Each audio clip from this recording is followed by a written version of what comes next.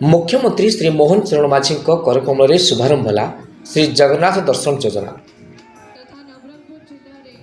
आज नवरंगपुर जिला मंडई पड़िया एक भव्य समावेश मुख्यमंत्री श्रीयुक्त मोहन चरण माझी करकमल शुभारंभ है श्री जगन्नाथ दर्शन योजना एवं भित्तिप्रस्तर स्थापन है बहुप्रतीक्षित मेडिकल कॉलेज। शुभ मुहूर्त उप मुख्यमंत्री श्रीमती प्रभाती परिड़ा, कैबिनेट मंत्री मुकेश महालिंग एवं नित्यानंद गंड, नवरंगपुर सांसद बलभद्र माझी, राज्यसभा सांसद मुजाबुल्ला खान, विधायक नरसिंह बत्रा, गौरी माझी, मनोहर रंधारी, रूपू भत्रा एवं नरसिंह मार्काइन प्रमुख मंच उपस्थित थे।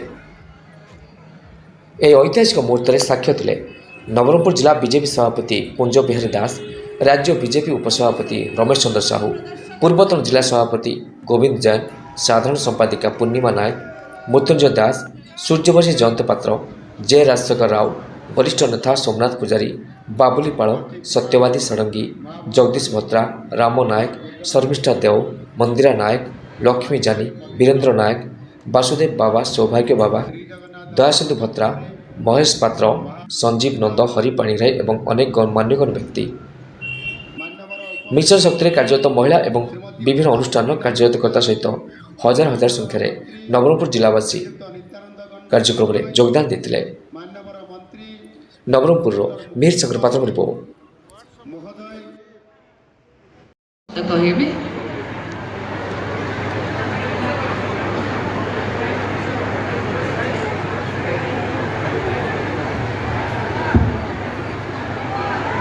आज नवरंगपुर ठारे जो सभा अनुष्ठित होउची हम नवरंगपुर माटी रे तेणु समय सापेक्ष मु आ विशेष किसी कहबेनी ए कथा कहिकरी मोर बाणी मु विरति नेउछि। वंदे मातरम, भारत माता की जय। जय जगन्नाथ।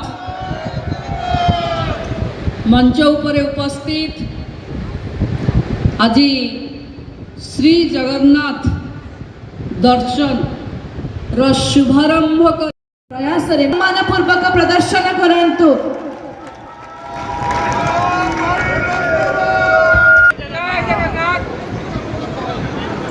समस्त उपस्थित थिबा माँ भौणी मानू मोर गुरुजन मानू आज ये पवित्र श्री जगन्नाथ दर्शन अवसर रे को मन पकई छेड़ा हवा आशीर्वाद लोड़ा तथा नवरंगपुर जिले में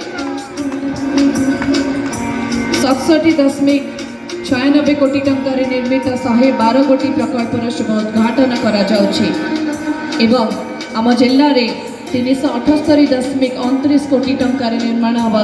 जोरदार करताली एवं हुलाहुली दियंतु।